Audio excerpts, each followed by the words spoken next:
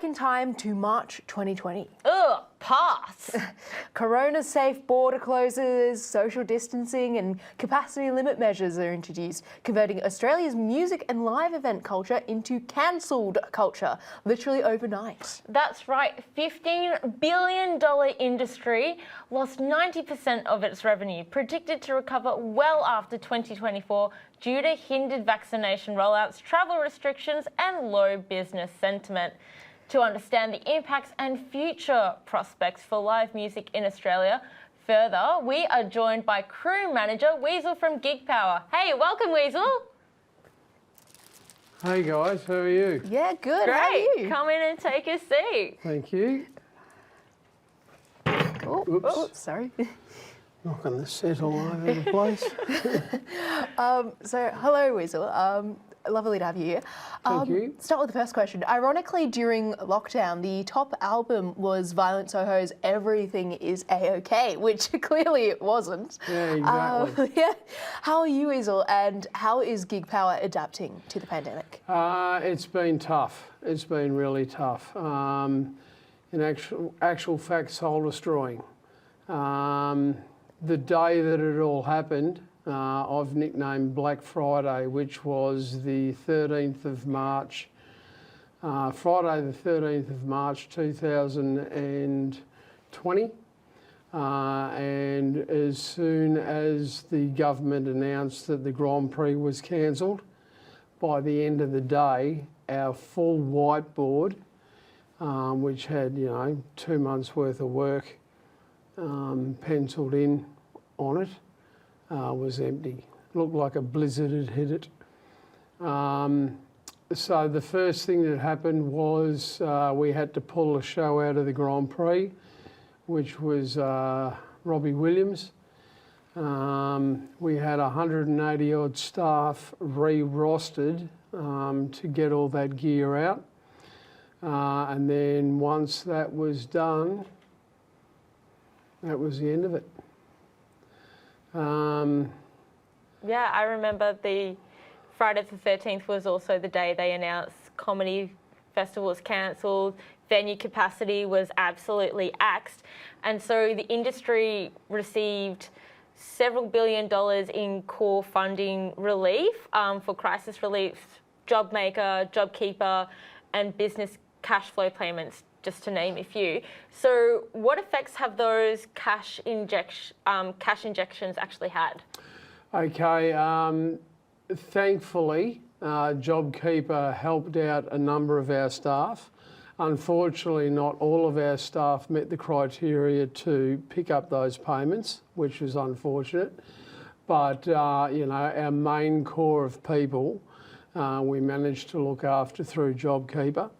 As far as the company itself, the sister company ProStage, any money going towards those companies, haven't seen a cent.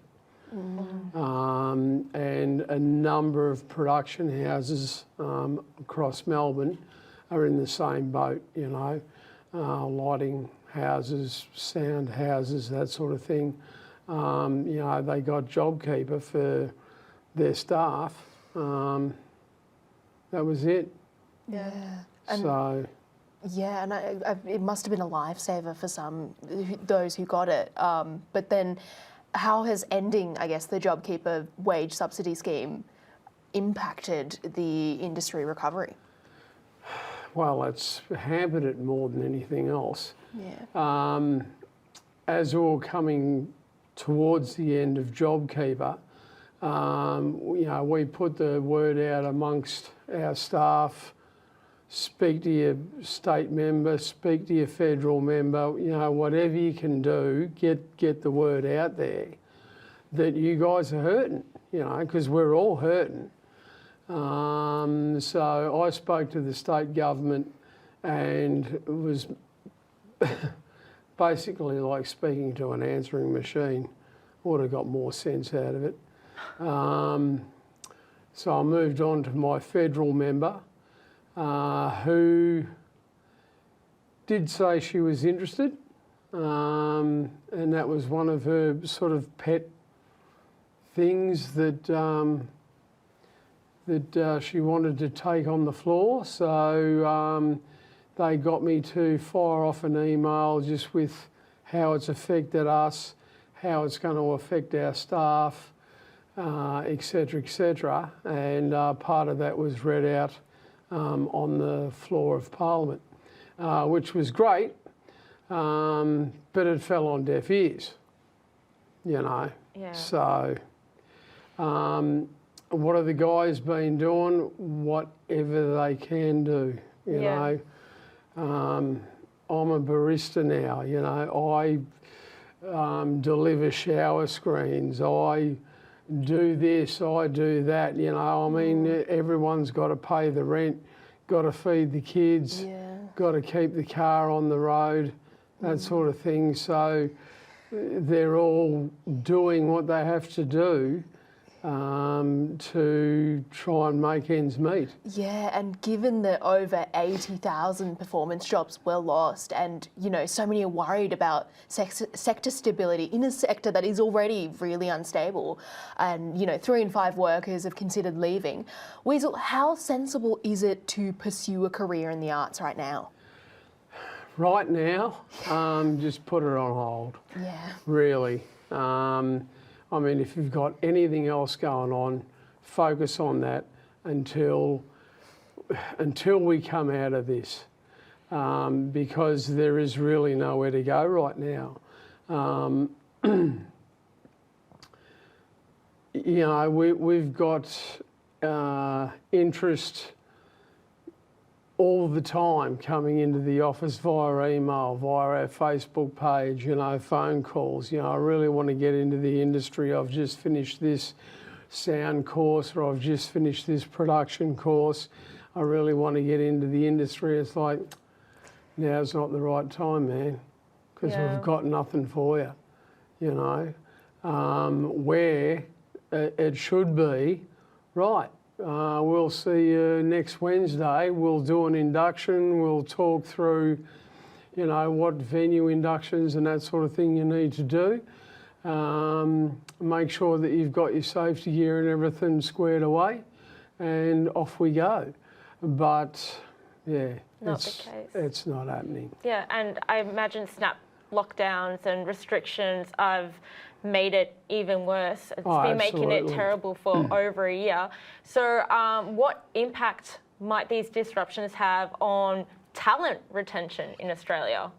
That's a big issue. It's a worldwide issue, and there's been, you know, like production managers for the likes of the Rolling Stones, AC/DC and that sort of stuff. I've seen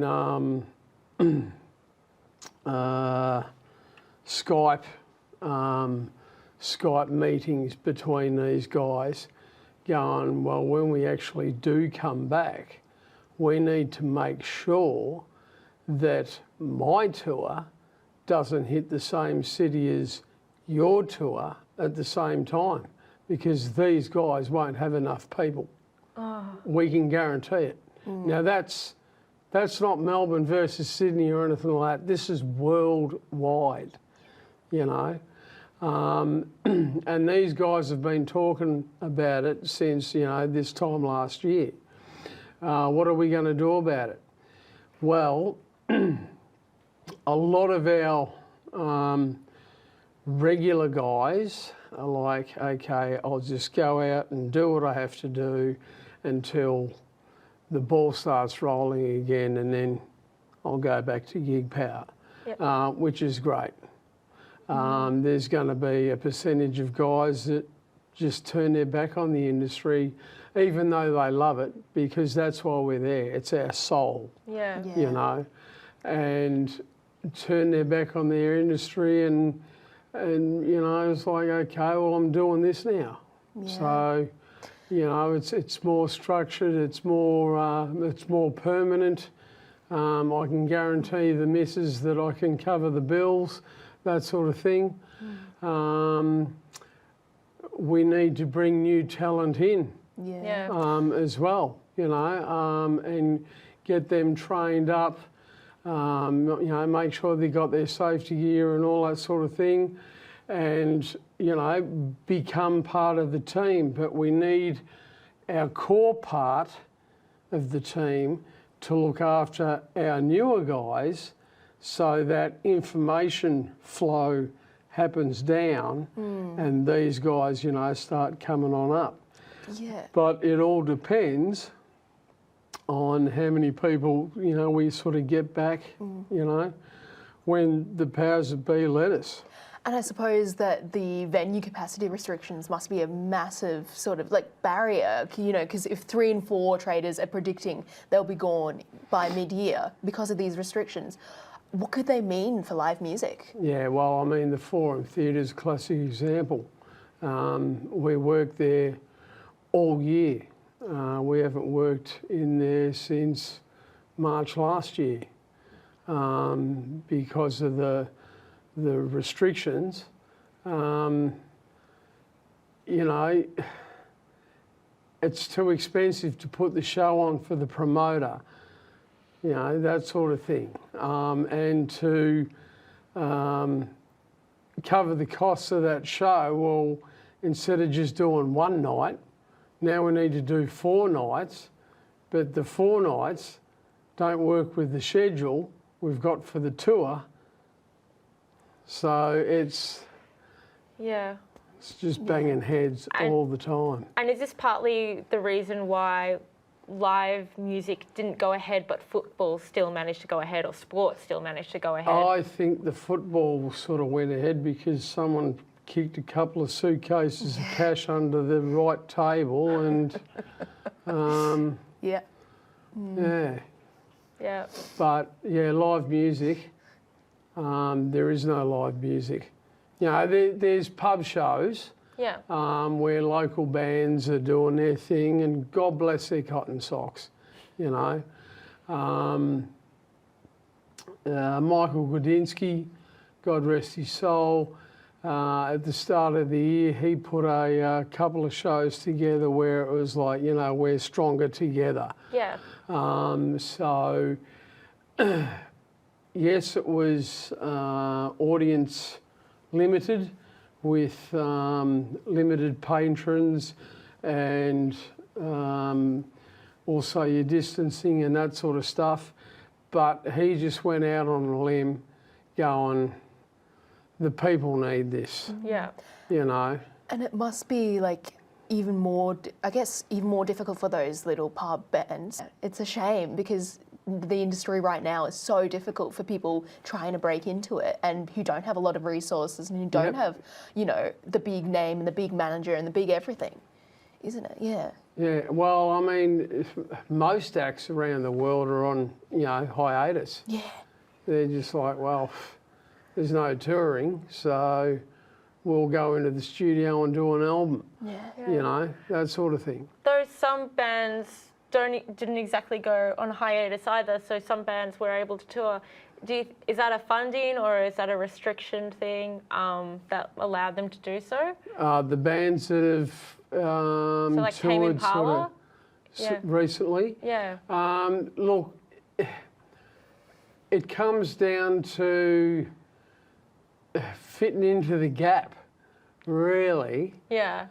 You know, we did a show at Hamer Hall, which was meant to go in, this is last week, was meant to go in on the Tuesday and then, you know, do the show on the Wednesday night and then come out on the Wednesday. Well, someone sneezed and Sorry. everything got postponed where they did 4 shows to make up the money that they would have earned over the 2 shows. Now, luckily, their scheduling fit that, and that could happen. But, you know, with international acts, even if they could get into the country, you know, who's going to go on quarantine for 2 months in Australia, for two weeks in Australia, you know, then do 10 shows and then leave. And then maybe quarantine again every in single each place they state. go. Yeah. They'd have to Yeah. quarantine. They'd spend so much more time and money and resources in quarantine than they would actually going out there and performing. Yeah, well, I mean, you know, like Guns N' Roses are advertised at the MCG in November. I'd be surprised if it went ahead. Last time we had the Gunners there, we did 75,000 people. Yeah. It was fantastic. Sounds amazing, but hard to imagine now. But yeah, well, yeah, you'd have 75 people, wouldn't you? Yeah. And Weasle, an Australian creative economy task force, advisory committee, and roadmap were established to reactivate live venues and events COVID safely. What other resources might be useful? Well, I said from day one that until everyone's vaccinated, then we're going to keep dealing with this. Yeah. Every time we turn around, you know, someone sneezes, Melbourne's in lockdown. Someone sneezes, Sydney's in lockdown. Now, Sydney's doing it tough, you know. We've done it tougher. Yeah. We've done it a Melbourne, lot tougher. yeah.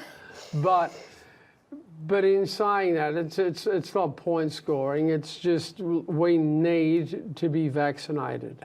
We need the borders open, you know. So, you know, these acts and their touring entourage and that sort of stuff can fly in, do their shows, fly out. I mean, as I was mentioning earlier with these Skype meetings between, you know, all the big wigs in Europe and the US, they were looking at Australia and New Zealand as a bubble situation where, yeah, okay, we do the 2-week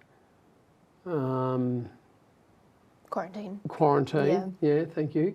But then that'll give us X amount of shows to go and do.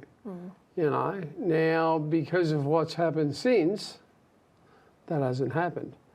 And it's not until the government,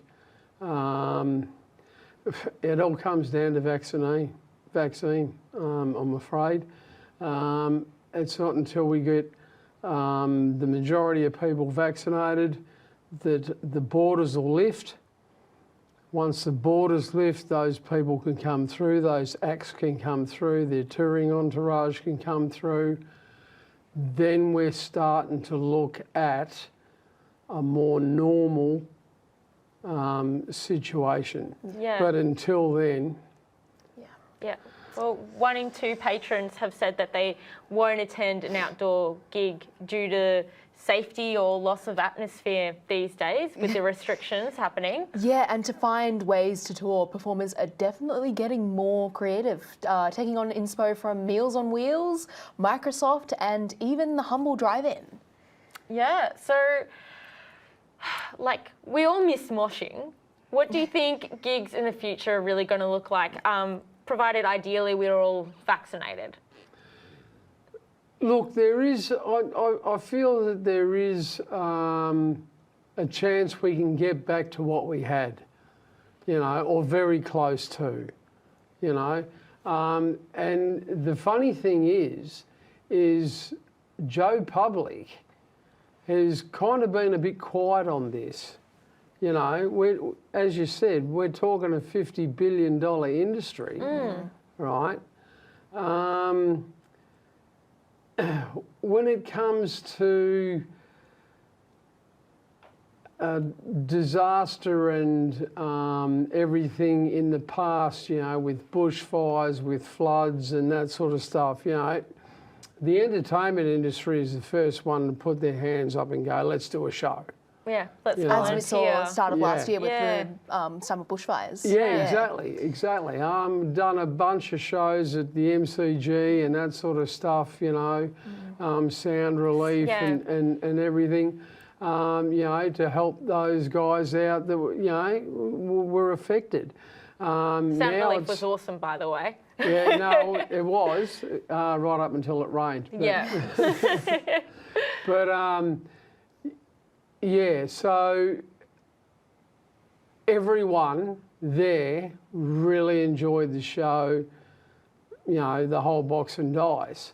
Now it's our turn to be hurting. Now, I'm not asking Joe Public to stick their hand in their pocket and go, you know, there's $10, you know, get a cappuccino or something on the way out. But when times are tough, be it financially, be it Mother Nature, you know, be it whatever, you put a show on and people just come. Yeah. Because they need that break, you know, that mental break. Like, I've been banging my head against the brick wall for the last month. I've just had enough. Oh, here's a show that's come through that I really want to check out. So I'll go and check it out, you know, spend, you know, 2 hours or something at a show, go home, just like over the moon, and the next day is a brand new day. Yeah. You know, so it's a release. Yeah. You know, for your emotion and all that sort of thing, and yeah, it just doesn't seem to have been said or talked about. That, you know, Joe Punter's the one that's missing out. Yeah. Yeah. You know, I mean, we're all doing it tough, you know, financially and that sort of thing. But you know, there's plenty of other people out there in the same boat. And I mean, if the right show came on at Rod Laver Arena or something like that, then I would find the cash to get the tickets to go and just have a night off. Yeah. And that's what it's about, having a night off, then the next day hitting the reset button and taking it from there. So, And I think it's also something to do with how we sort of, I guess, devalue the arts. We always, you know, sort of take it for granted. It's there, you know, music is there, TV is there, you know, it's never going to go away. We never really, so that when it comes to those sort of times of need for people in the arts, it's sort of seen as less important than, say, healthcare or, you know, sport or any other field. Well, my heart goes out to the guys that put together Rising Festival. You know, I mean, it was cancelled last year, right? Then they had the window. It's like, right, yep, you know, we're going to put it together. So we had it built. We were ready to go, you know. And then someone sneezed. Yeah.